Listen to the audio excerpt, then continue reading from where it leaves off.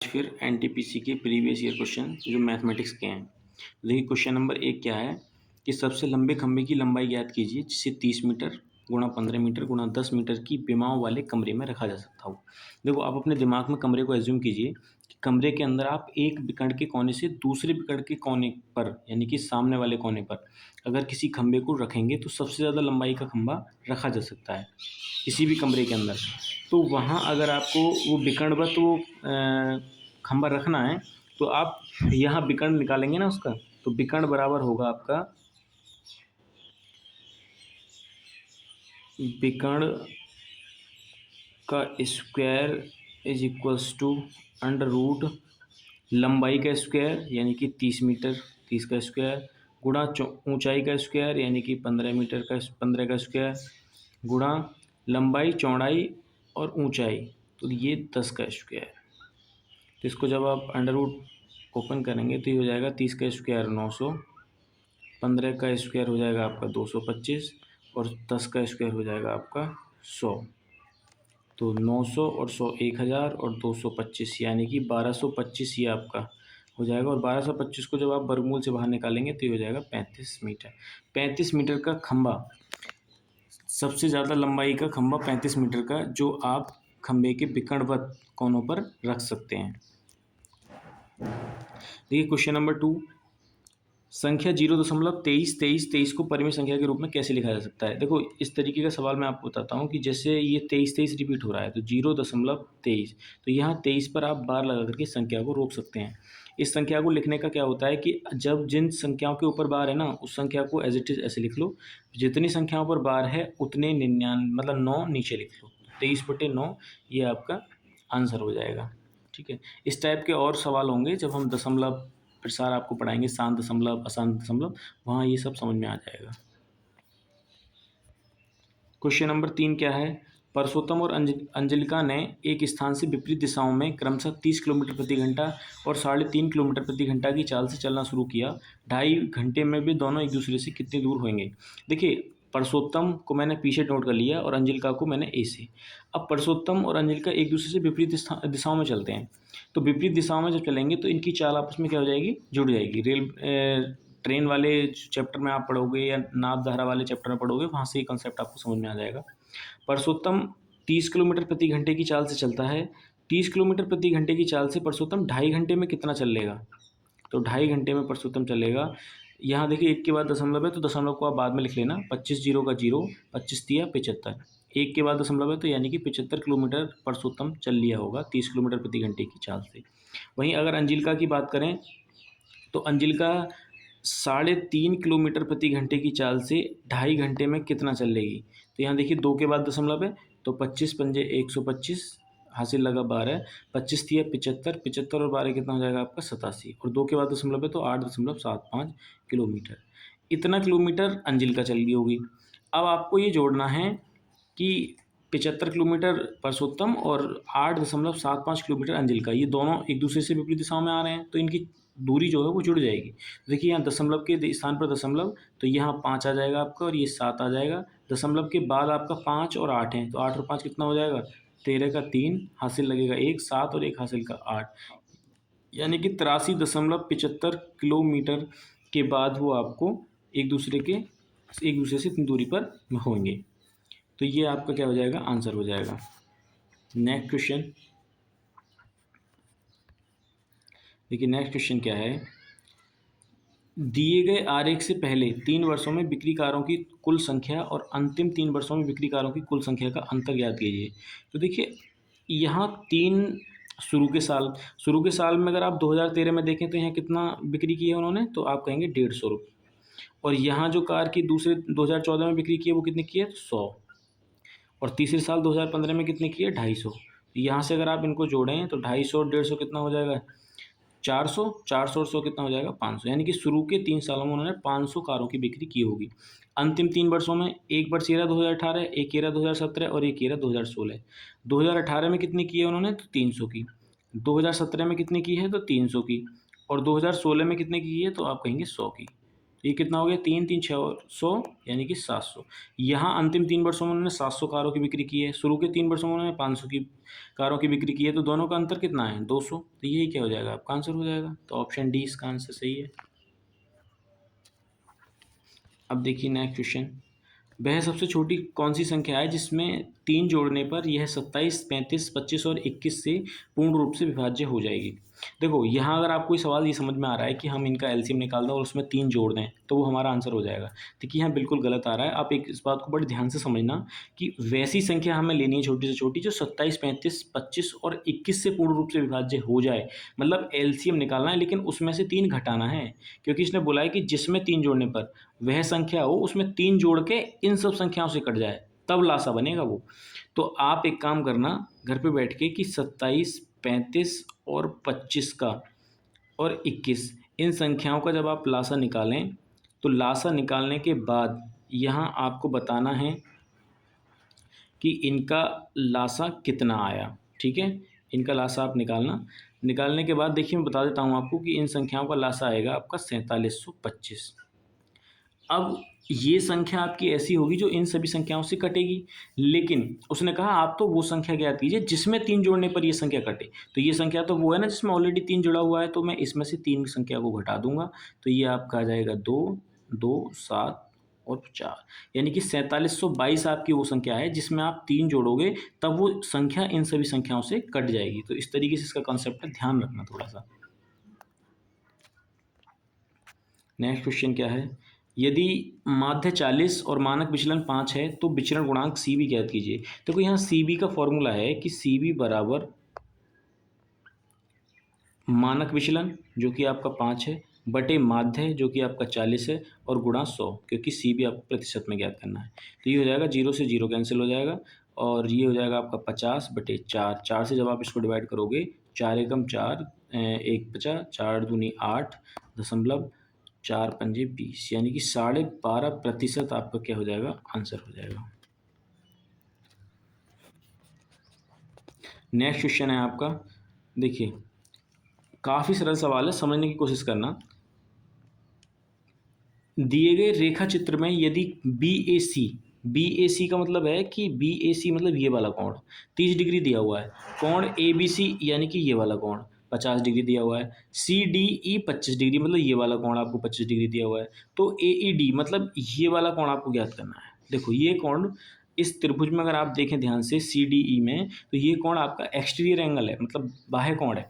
तो बाह्य कोण किसी त्रिभुज के दोनों अंतःकोणों का योगफल के बराबर होता है बाह्य कोण। तो अगर आपको ये वाला कोण पता चल जाए, ठीक है, और इन दोनों का योगफल आपका क्या हो जाएगा, ई कोण हो जाएगा। तो देखो ए बी सी अगर आप इस त्रिभुज में देखें ध्यान से तो त्रिभुज के तीनों अंतःकोणों का योगफल कितना होता है, 180।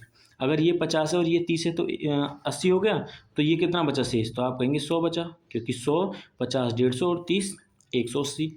ये अगर 100 है तो यहाँ जो कोण सी है आपका पूरा, यहाँ सी पर क्या बन रहा है, ऋजु रेखीय कोण बन रहा है, तो ये 100 डिग्री है तो ये कितना होगा आपका 80 डिग्री होगा। तो ये 80 है और ये 25 है, दोनों को जोड़ करके कितना हो जाएगा, 105 डिग्री हो जाएगा। यही आपका क्या हो जाएगा, आंसर हो जाएगा। ठीक है, तो इस तरीके से आपका इसका आंसर हो जाएगा ये। अब देखिए नेक्स्ट क्वेश्चन, नेक्स्ट क्वेश्चन आपका ये आप कर चुके हैं प्रीवियस ईयर में, अभी हमने जो पिछला प्रैक्टिस सेट किया था उसके अंदर ये था 36.1 बटे 102.4। अब देखिए यहाँ क्या है, इसका वर्गमूल क्या होगा, वहाँ आपका अंडर रूट जो था उसके ऊपर लगा हुआ था, यहाँ क्या है इसने बोल दिया कि वर्गमूल क्या होगा। तो इन चीज़ों को भी आपको ध्यान रखना है, इसका 19/32 आंसर होगा। देखो दी गई तालिका में दिल्ली के पास स्थित एक गांव एक्स में 18 से 30 वर्ष आयु वर्ग में लैंगिक आधार पर औपचारिक शिक्षार्थियों, अनौपचारिक शिक्षार्थियों एवं निरक्षरों की संख्या को दर्शाया गया है। औपचारिक शिक्षार्थियों, अनौपचारिक शिक्षार्थियों और निरक्षरों के बीच का अनुपात ज्ञात कीजिए। देखो इनकी सूची दे रखी है कि फॉर्मल यानी कि जो आपके औपचारिक शिक्षार्थी हैं वो 39 लड़के हैं और 52 आपकी लड़कियां हैं, और अनौपचारिक में 65 लड़के और 78 लड़कियां हैं, और निरक्षरों में 143 लड़के और 169 लड़कियां हैं। तो देखो आप इनको सीधे जोड़ दीजिए, यहाँ पर 39 और 52 को आप जोड़ोगे 9 और 2 11 का हासिल 1, 5 और 3 8 और 1 ये हो जाएगा आपका 9, यानी कि 91 अनुपात। यहाँ 65 और 78 को जोड़ोगे 8 5 13 का 3 हासिल लगेगा 1, 7 6 13 और 1 14 यानी कि 143। यहाँ 9 3 12, 12 का 2, 6 4 10 और 1 11, हासिल 1, 1 और 1 2 और 1 3 यानी कि 312। तो ये संख्या आपकी 13 से कट जाएगी। 13 सत्ते 91, 13 एकम 13, 1 बचा, 13 एकम 13 और ये हो जाएगा आपका 13 दूनी 26, 5 बचेगा, 13 चौका 52 यानी कि 7 यहाँ आपका आएगा 11, यहाँ आपका आएगा 13 एकम 13, 1 बचा, फिर से 13 एकम 13 यानी कि 7 11 24। ये वाला रेशियो आपका ठीक हो जाएगा।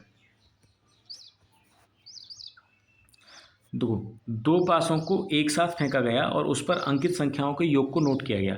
मतलब अगर आप दो पासों को एक साथ फेंकते हैं तो वहाँ जो भी अंक आता है, पासे पे क्या होता है 1 से लेकर 6 तक के अंक होते हैं, तो संख्याओं के योग को नोट किया गया। नोट किया गया कि पहले पासे पर क्या आया, दूसरे पर क्या आया, तो योग के 12 होने की प्रायिकता ज्ञात कीजिए।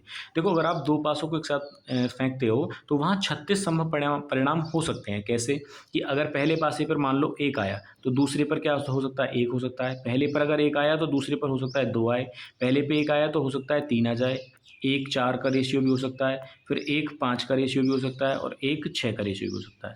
फिर दोबारा से पहले पासे पर अगर 2 आ गया तो दूसरे पर 1 हो सकता है। फिर पहले पे 2 आ गया तो दूसरे पे भी 2 हो सकता है। फिर दोनों पे 2 3 का हो सकता है, फिर 2 4 का हो सकता है, फिर 2 5 का हो सकता है, फिर 2 6 का हो सकता है। इस तरीके से जो संभव परिणाम होंगे हमारे वो हो जाएंगे 36।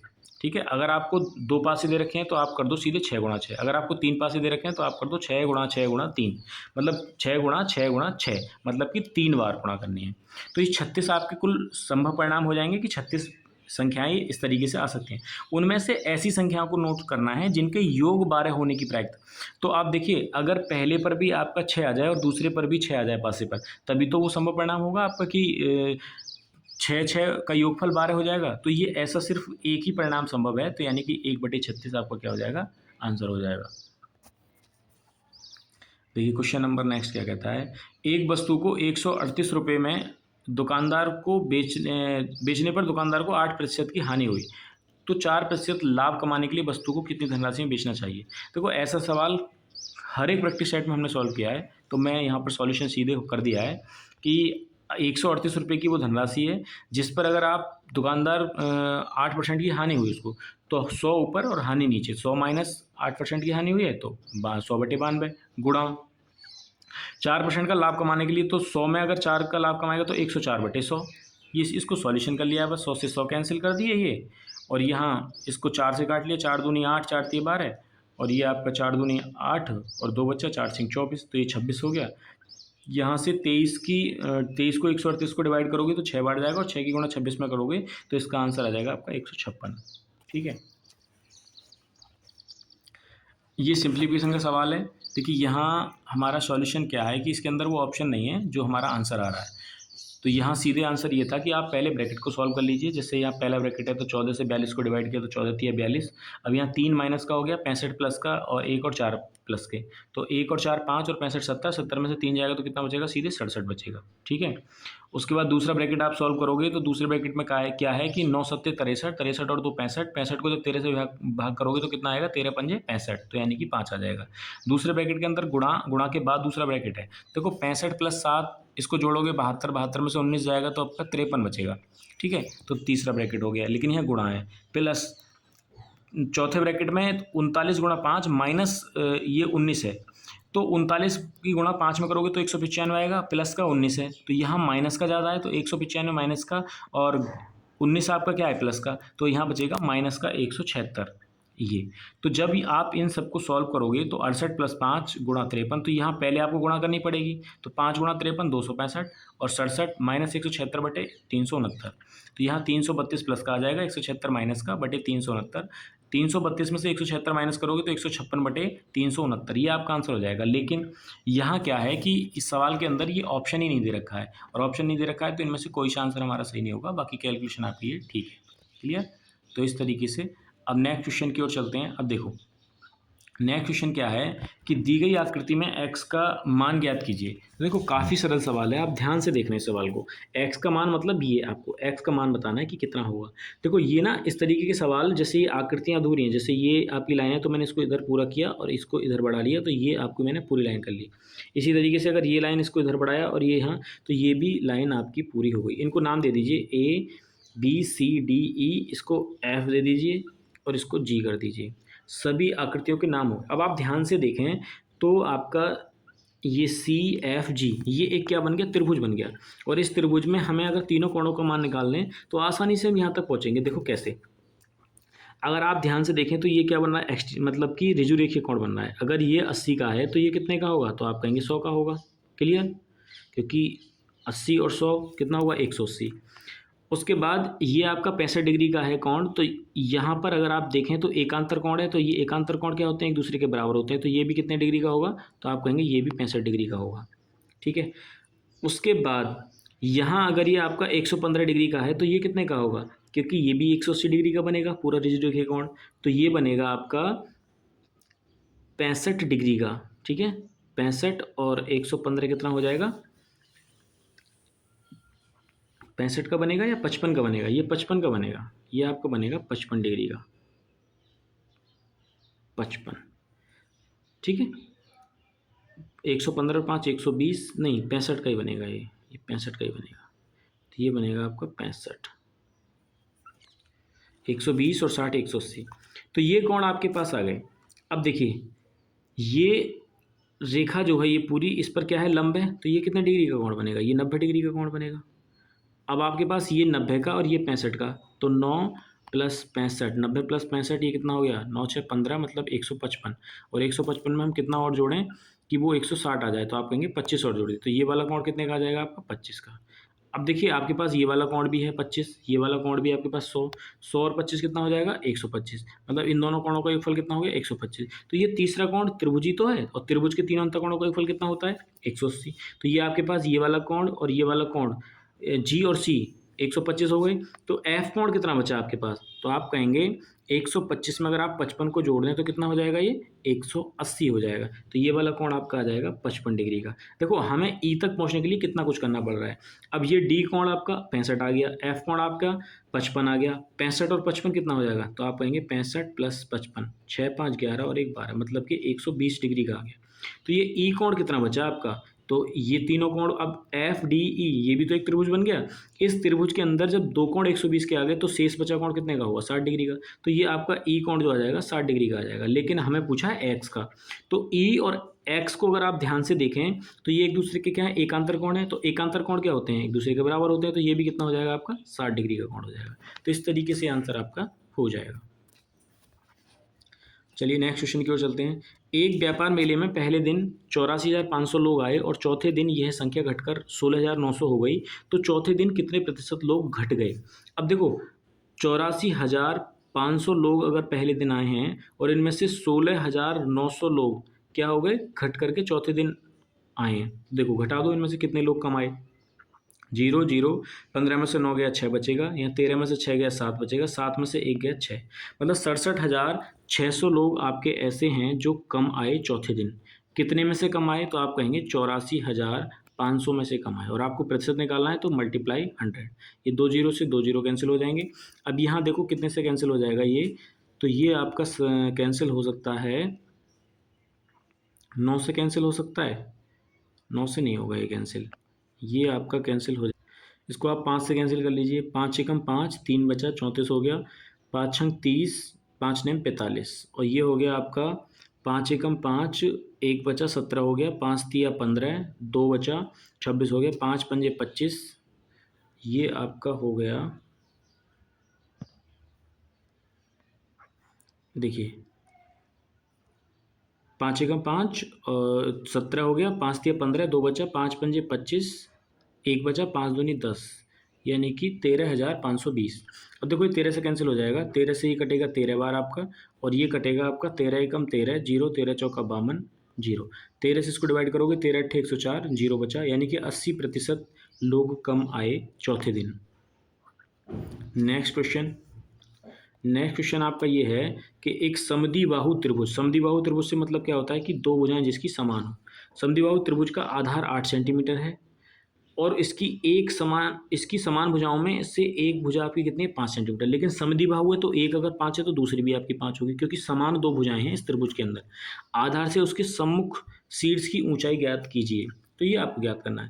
देखो इसको त्रिभुज को मैं थोड़ा बड़ा बना देता हूँ क्योंकि यहाँ त्रिभुज से ये बनाने मात्र से ही सवाल हो जाएगा। देखो अगर आपको देखा जाए तो ये इसका आधार कितना है 8 सेंटीमीटर, और इसकी एक दो समान भुजाओं में से एक भुजा 5 है तो दूसरी भी तो 5 होगी। इसका ये आपको लंबाई ज्ञात करनी है। देखो ये पूरी लंबाई अगर 8 है तो आप कहेंगे ये कितनी होगी, 4 होगी, क्योंकि ये बिल्कुल मध्य में है। अब अगर आपको ये पता है कि ये क्या एक तरीके से परपेंडिकुलर है किसी रेखा पर खड़ी लाइन, अब अगर आप ट्रिपलेट जानते हैं ट्रिगोनोमेट्री के अंदर तो आपको कोई भी फॉर्मूला लगाने की इसमें जरूरत नहीं है, सीधे आंसर हो जाएगा। ये देखो 4 5 और ये कितना हो जाएगा 3, और ये लंबाई आपसे पूछी है तो ये 3 आंसर हो जाएगा आपका। अब ये आया कैसे, तो आप यहाँ पाइथागोरस प्रमेय लगा सकते हैं। ये आपका 5 जो है कर्ण हो जाएगा, और ये 4 जो है वो आपका क्या हो जाएगा, आधार हो जाएगा, और आपको 3 निकालना था तो इनको नाम दे देना ABCD, तो ये आपको प्लस AD निकालना था। तो AD का स्क्वायर जब आप निकालोगे तो 5 के स्क्वायर में से 4 का स्क्वायर घटा देना, तो 5 का स्क्वायर 25 और 4 का स्क्वायर कितना हो जाएगा आपका 16, तो 25 माइनस 16 कितना बचेगा 9, और ये आपको AD का स्क्वायर मतलब AD निकालना है आपको, तो AD बराबर कितना हो जाएगा √9, तो AD बराबर कितना आ जाएगा 3 आ जाएगा। तो आप ट्रिपलेट याद कर लोगे तो आपका सीधा आंसर आ जाएगा, ये सब आपको करने की जरूरत नहीं पड़ेगी। नेक्स्ट क्वेश्चन आपका क्या है कि मशीन का एक धात्विक पुर्जा तांबा जिंक और लेड के 13 6 और 1 के अनुपात के मिश्रण से बना है। यदि पुर्जे में जिंक का भार 90 किलोग्राम है तो इस पुर्जे का कुल भार कितना होगा। अब देखो दे क्या क्या रखा है, तो पुर्जे में आपको एक तो दे रखा है तांबा, और एक आपको दे रखा है जिंक, और एक आपका दे रखा है लेड। तो इनका रेशियो क्या है 13 6 और 1 का अनुपात दे रखा है। तो यहाँ बोला है कि यदि इस पुर्जे में जिंक का जो भार है वो कितना है 90 किलोग्राम का है, तो यहाँ से अगर आप एक की रेशियो की वैल्यू निकालेंगे तो ये हो जाएगा आपका 15 किलोग्राम, मतलब एक रेशियो का मान पूछा है इसने कुल भार, तो कुल भार तो ये इसके रेशियो में ना 13 + 6 + 1, ये अनुपात में 13 6 19 और ये कितना 20 रेशियो। यहाँ एक रेशियो का मान आपका कितना आया, तो 15 किलोग्राम, 15 की गुणा कर दीजिए तो 15 दूनी कितना हो जाएगा 300, मतलब 300 किलोग्राम कुल वजन का क्या होगा पूरा पुर्जा होगा। तो ऑप्शन डी आपका आंसर। यहाँ देखो ये आपका चतुर्थांश से संबंधित सवाल है, मतलब त्रिकोणमिति से। तो यहाँ ना मैं आपको चतुर्थांश की एक वीडियो लेके आने वाला हूँ। आप यहाँ पर ध्यान से एक चीज़ देखिएगा, ये सीरीज चल रही है आपकी cos 1 cos 2 cos 3 cos 1 7 9 तक। तो यहाँ इसके बीच में कहीं cos 90 भी तो आया होगा भाई, ये सीरीज चल रही है 1 2 3 4 5 6 7 8, तो यहाँ 90 भी आ रहा होगा। तो मैंने 90 सीधे क्यों बोल दिया, क्योंकि cos 90 का मान होता है 0, तो सीधे आंसर, जरूरत ही नहीं है। तो यहाँ सारणी हमें अगर याद है और ये हमें सीक्वेंस पता है कि यहाँ बीच में cos 90 भी आएगा, तो आपका आंसर सीधे 0 हो जाएगा। अब देखिए दो संख्याओं का योगफल 20 है, तो मैंने एक संख्या मान ली x और दूसरी संख्या मान ली y, तो इनका योगफल कितना दे रखा है 20, और उनका अंतर यानी कि x और y इन दोनों संख्याओं का अंतर कितना दे रखा है 2.5। तो इन संख्याओं का अनुपात मतलब कि आपको x चाहिए और आपको y चाहिए, इनका अनुपात आपको निकालना है। तो देखो अगर आपको इस तरीके से संख्या चाहिए कि x और y संख्या आपको निकालनी है, और आपके पास x + y और x - y इस तरीके से कितनी भी बड़ी संख्या दे रखी है, तो अगर आपको x निकालना है तो इन दोनों को जोड़ के आधा कर दो, तो 20 + 22 20 + 2.5 तो कितना हो जाएगा 22.5, मतलब 22.5/2। अगर आपको y निकालना है तो इन दोनों का अंतर कर दीजिए, तो ये कितना हो जाएगा 17.5/2, क्योंकि अंतर कितना आएगा 17.5, 20 और 2.5 का। तो देखो यहाँ x की संख्या कितनी आई आपकी, तो आप कहेंगे 22.5/2 अनुपात 17.5/2, 2 से 2 कैंसिल हो जाएगा, दशमलव से दशमलव कैंसिल हो जाएगा, और ये 25 नम्मा 225 और 25 सत्ते 175, ये आपका क्या हो जाएगा 9:7 आंसर हो जाएगा। यहाँ देखो एक घनाभ जिसके 3 आसन्न फलकों का पृष्ठीय क्षेत्रफल ABC है, आयतन ज्ञात कीजिए। तो देखो पहला आपको अगर क्षेत्रफल लिखोगे तो क्या होगा लंबाई गुणा चौड़ाई, जो कि A दे रखा है। दूसरा चौड़ाई गुणा ऊंचाई तो B दे रखा है, ऊंचाई गुणा लंबाई तो C दे रखा है। अब समीकरण 1 2 बार 3 की गुणा करने पर तो लंबाई गुणा चौड़ाई गुणा ऊंचाई, अब ये 2 बार है, लंबाई एक बार और लंबाई एक बार, तो लंबाई का स्क्वायर हो जाएगा, चौड़ाई चौड़ाई 2 बार है, ऊंचाई ऊंचाई 2 बार है, तो यहाँ सबका स्क्वायर हो जाएगा गुणा ABC। लेकिन आपको क्या निकालना है लंबाई गुणा चौड़ाई गुणा ऊंचाई, क्योंकि आयतन का फॉर्मूला होता है लंबाई गुणा चौड़ाई गुणा ऊंचाई, तो जो कि ABC, और यहाँ से स्क्वायर घटेगा तो वो कहाँ आ जाएगा बटे में आ जाएगा। तो यहाँ इसको ना √ABC भी लिख सकते हो, दोनों आंसर हो सकते हैं सवाल के अंदर। नेक्स्ट क्वेश्चन की ओर चलते हैं। नेक्स्ट क्वेश्चन आपका क्या है, देखिए काफ़ी इंपॉर्टेंट सवाल है क्योंकि इस तरीके के सवाल ना पिछली बार टीजीटी 2021 में भी पूछा गया था। यहाँ सवाल ये है कि x माइनस बाई का whole cube plus Y minus Z का whole cube plus Z minus X का होल क्यू। यहाँ ना A cube plus B cube plus C cube की फॉर्मेट का ही सवाल है, मतलब फॉर्मूला है। तो यहाँ अगर आपने इस पूरी संख्या को ए मान लिया और इसको बी मान लिया और इसको सी मान लिया, तो आप पहले सबसे पहले इस तरीके के सवाल मतलब आपको फॉर्मूला पता होना चाहिए क्या होता है। तो मैंने फॉर्मूला लिखा है कि A cube plus B cube plus C cube minus 3ab बराबर में A plus B plus C, दूसरे ब्रैकेट में होता है A square plus B square plus C square minus A B minus B C minus C A. तो यहाँ आपको इस तरीके के सवाल में ये देख लेना है कि कहीं ए प्लस बी प्लस सी का योगफल जीरो तो नहीं हो रहा। जीरो होने से क्या होगा कि ये आपका पूरी टर्म जीरो हो जाएगी। यहाँ जीरो अगर आप रखेंगे तो इसमें जीरो को गुणा करेंगे तो पूरी टर्म जीरो हो जाएगी। तो इससे आपका सवाल क्या बचेगा, सिर्फ वो बचेगा A cube plus B cube plus C cube minus 3ab, ये वाला फॉर्मेट बचेगा। तो यहाँ आप 3abc को जब जीरो की तरफ पहुँचा दोगे तो A cube plus B cube plus C cube का मान सीधे 3abc आप रख सकते हो, जैसा कि इसके अंदर आंसर में दे रखा है। क्यों? क्योंकि आप A plus B plus C जब करोगे इसको, यानी कि ए की जगह X minus Y plus B की जगह बाई माइनस जेड और सी की जगह जेड माइनस एक्स, तो इनका जो योगफल आएगा इस पूरी लाइन का, तो वो क्या आ जाएगा, जीरो आ जाएगा। जीरो आ जाएगा तो सीधे आप क्या लिखोगे, A cube plus B cube plus C cube बराबर 3abc। क्लियर? तो 3abc जब आपका आंसर आना है तो 3 इंटू ए की जगह कितना है एक्स माइनस बाई, बी की जगह कितना है बाई माइनस जेड और सी की जगह कितना है आपका जेड माइनस एक्स। तो इस तरीके से आप इसका आंसर लिख सकते हैं। क्लियर? तो ये आपका आंसर हो जाएगा। अब देखिए एक और सवाल है ये आपका, ये इतना इंपॉर्टेंट सवाल है कि एक दुकानदार ने दो खिलौनों को प्रत्येक 990 में बेचा। पहले खिलौने पर उसे 10% का लाभ हुआ और दूसरे खिलौने पर उसे 10% की हानि हुई। लाभ या हानि का कुल प्रतिशत ज्ञात कीजिए। देखो इस तरीके के सवाल में मैं आपको बता देता हूँ कि खिलौने का मूल्य, किसी वस्तु का मूल्य, कुछ भी दे रखा हो, अगर सवाल के अंदर आपको जितना लाभ और उतनी हानि हुई है तो आपको हमेशा याद रखना है कि इस तरीके के सवाल में आपको हानि होगी, कितने की होगी। तो ये आपका होता है कि लाभ और हानि जितनी भी दे रखी है ना उसका स्क्वायर बटे 100। तो यहाँ 10 का लाभ 10 की हानि, ये दे रखा है ना आपको, 10 का लाभ 10 की हानि बटे 100, 100 से 100 को भाग करोगे तो 1, तो ये 1% की सदैव आपको हानि होगी। इस तरीके से मैंने और कॉन्सेप्ट भी लिख रखे हैं कि 20 का लाभ और 20 की हानि हो तो आपको 4% की हानि होगी, मतलब 2 गुणा 2 सीधे। 30 का लाभ 30 की हानि हो तो आपको 9% की हानि होगी। 40 का लाभ 40 की हानि तो आपको 16% की हानि होगी। मतलब अगर आप इस तरीके से बड़ी संख्याओं में भी ये दे रखा है तब भी आपको कोई दिक्कत वाली बात नहीं है, आप सीधे इस तरीके के सवाल को ऐसे ही सॉल्व करेंगे। क्लियर? तो ये सवाल आपका है, देख लेना आप इसे ध्यान से।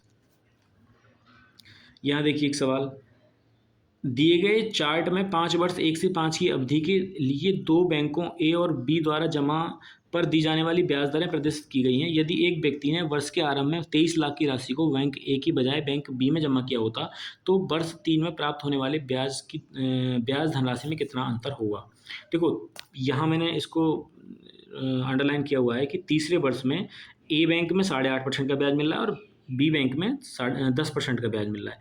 23 लाख रुपए की अगर धनराशि है तो 10 में से कितने का अंतर आ रहा है, यानी कि 10 माइनस 8.5, तो यानी कि 1.5% का अंतर आ रहा है किस पर, 23 लाख पर। तो जब आप इसको सॉल्यूशन करेंगे 100 से, मतलब जीरो से ये जीरो कैंसिल करके, दो जीरो कैंसिल हो जाएंगे, तो यहाँ आपका 23,000 बचेगा और गुणा 10 में से 8.5 को घटाओगे तो कितना बचेगा, 1.5 की गुणा जब आप 23,000 में करोगे तो ये आ जाएगा आपका 34,500। ये कैलकुलेशन भाई आपको करनी है थोड़ी, ठीक है, जिससे कि आपकी मजबूती हो। आप एनटीपीसी का पेपर देने जा रहे हैं।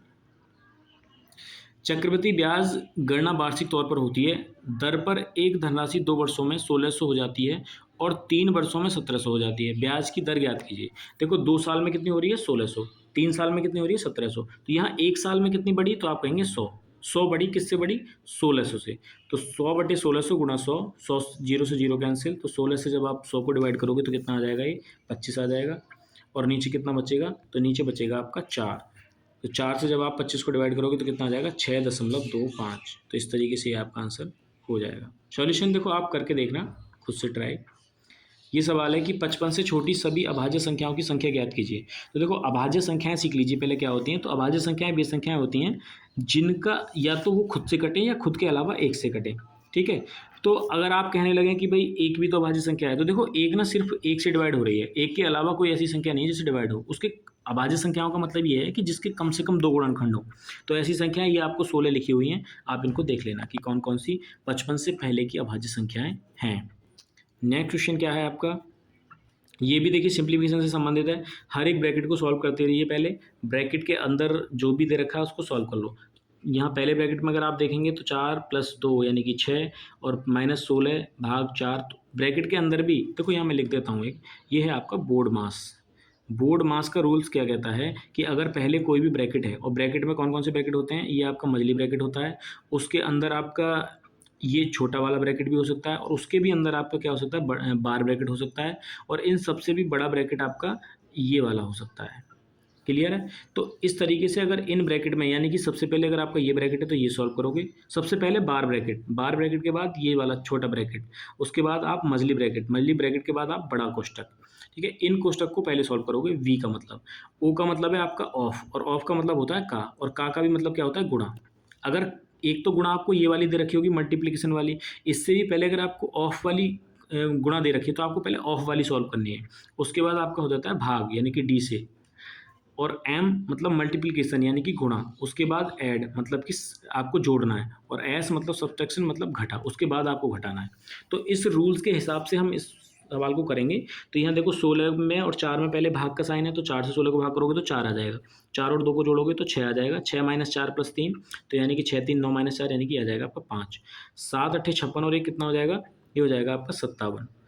ठीक है, लेकिन उसके बाद बाहर क्या है, 19, 19 से आपको भाग करोगे 57 में तो कितना आ जाएगा, 19 तिया 57, गुणा 5 3 8, 8 में से 4 गया, 4 बचेगा, और 9 चौक 36, 36 - 17, 17 प्लस का है, माइनस का 36 है तो माइनस का 19। यहाँ आपको हो जाएगा 5 प्लस ये 3 के बाद गुणा है तो गुणा, और प्लस का 4 है, माइनस का 19 है तो माइनस का 15, तो -15 की जब 5 के साथ गुणा करोगे तो 45 आ जाएगा, और जब आप इसको डिवाइड करोगे मतलब घटाओगे 5 में से 45, तो ये आपका 40 आंसर आ जाएगा।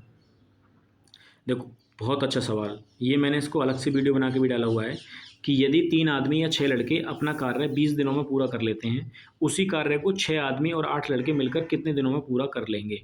तो देखो यहाँ क्या है कि 3 आदमी करें या 6 लड़के करें, अपना कार्य 20 दिनों में कर सकते हैं। ये दोनों बराबर काम करते हैं, जितना 3 आदमी करेंगे उतना ही 6 लड़के करेंगे। ठीक है, लड़कों को मैंने सी से दर्शा दिया, मतलब चिल्ड्रन मतलब बच्चे, हालांकि आप बी कर लेना इसको, कोई दिक्कत वाली बात नहीं है। तो देखो 3 आदमी बराबर 6 लड़के, ये लिखा हुआ है, तो 3 आदमी जितना काम करते हैं उतना 6 बच्चे भी कर सकते हैं। तो यहाँ से एक मैन और एक चिल्ड्रन यानी कि बच्चे का आप रेशियो निकाल लीजिए। तो 3 से 6 को डिवाइड करोगे तो 2, और इसके बड्डे में क्या आ जाएगा, 1। अब ये आपका कार्य निकाल रहा हूँ मैं कि 3 आदमी गुणा 20 दिन, मतलब 3 आदमी किसी कार्य को 20 दिन में कर सकते हैं। तो इसने पूछा है कि 6 आदमी और 8 बच्चे उस काम को कितने दिनों में कर लेंगे, तो मैंने कहा x दिनों में कर लेंगे। अब 3 गुणा 1 आदमी मतलब 2, एक आदमी का रेशियो कितना है, 2, तो 3 गुणा 2 गुणा 20, और यहाँ से एक आदमी का रेशियो कितना है, 2, तो 6 गुणा 2 प्लस 8 गुणा एक बच्चे का रेशियो कितना, 1, और ये कितने दिनों में पूरा कर लेंगे, x दिनों में। तो यहाँ से जब आप इसको जोड़ेंगे 6 दूनी 12 और 8 एकम 8, 12 और 8 कितना हो जाएगा, 20 इंटू एक्स, और 3 गुणा 2 गुणा 20, क्योंकि एक आदमी का रेशियो यहाँ पर 2 है, तो 3 गुणा 2 गुणा 20, और 20 से 20 कैंसिल, और 3 की गुणा 2 में करोगे तो कितना आ जाएगा, 6। तो मतलब ये जो उसी कार्य को 6 आदमी और 8 लड़के मिलकर 6 दिनों में पूरा कर सकते हैं, क्योंकि जितना काम 3 आदमी 20 दिनों में करेंगे या 6 लड़के 20 दिनों में करेंगे, उतना ही काम पूछा गया है आपसे कि 6 आदमी और 8 लड़के कितने दिनों में पूरा कर लेंगे। तो ये दोनों काम क्या होंगे, बराबर होंगे। तो इस तरीके से ये आपका क्वेश्चन सॉल्व हो जाएगा। अब देखिए नेक्स्ट क्वेश्चन की ओर। सवाल ये है, अविनाश, भुवनेश और चमन किसी कार्य को क्रमशः 20, 30 और 60 दिनों में पूरा कर सकते हैं। अविनाश उसी कार्य को पूरा करने में कितने दिन लगेंगे अविनाश को, यदि भुवनेश और चमन हर तीसरे दिन इसकी सहायता करते हैं। देखो, अविनाश 20 दिन में करता है, भुवनेश 30 दिन में, और चमन आपका 60 दिन में। तो यहाँ से जब आप इनका एलसीएम निकालेंगे तो इनका एलसीएम आएगा आपका 60, और 60 को जब 20 से भाग करोगे तो 3 क्षमता आ जाएगी अविनाश की, 2 क्षमता आ जाएगी आपकी 30 से भाग करने पर भुवनेश की, और 60 से भाग करने पर चमन की।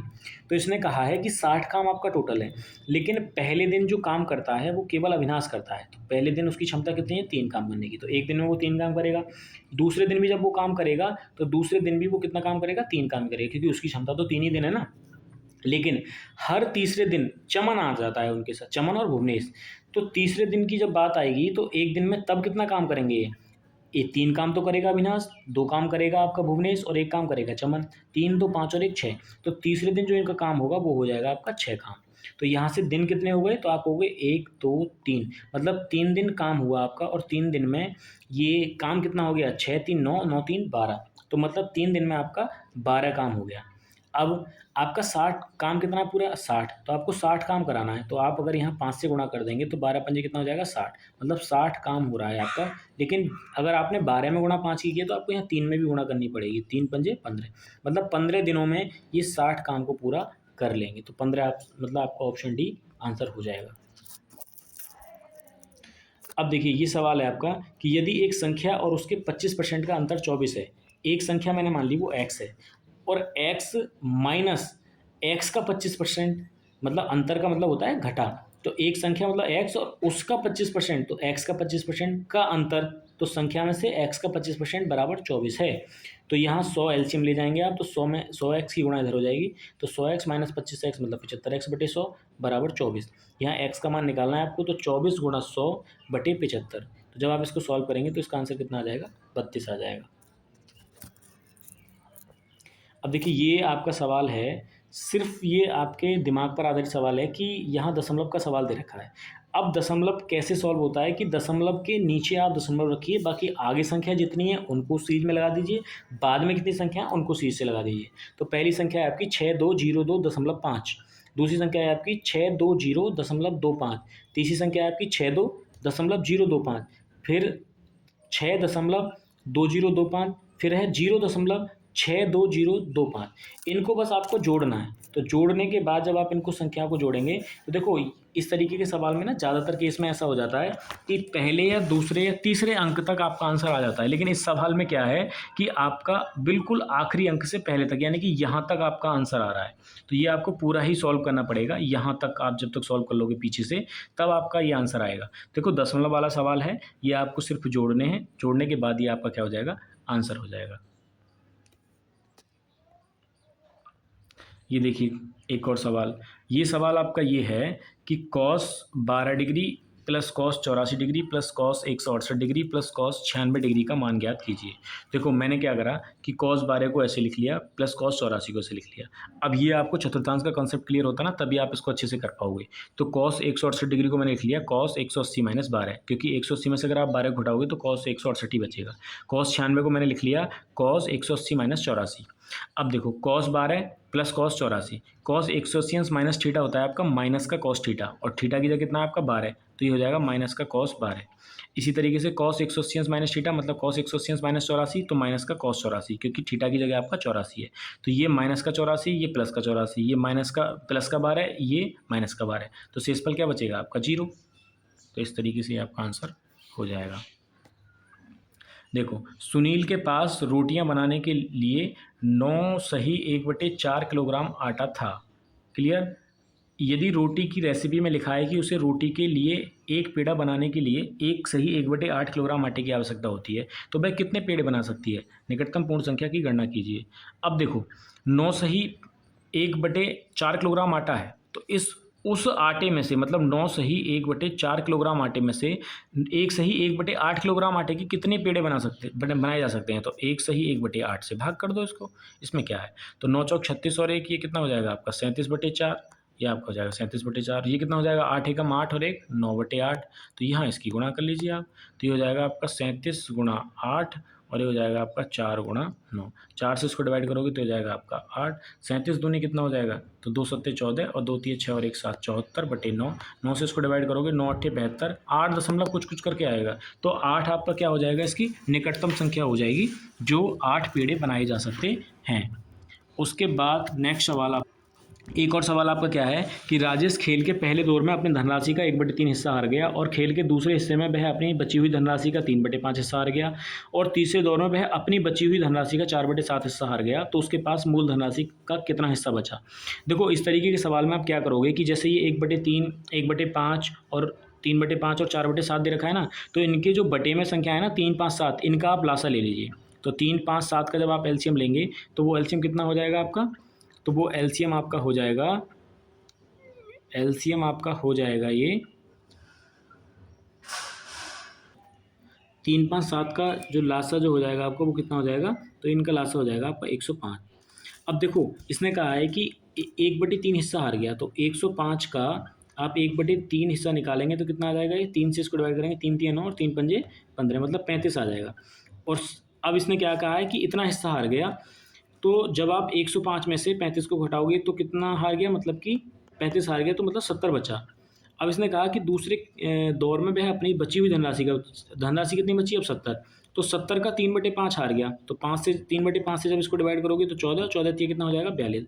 अब 70 उसके पास धनराशि थी और 70 में से कितना हार गया, वो 42 हार गया। तो 70 में से जब 42 हार गया तो कितना बचेगा अब, तो आप कहेंगे ये बचेगा आपका 28।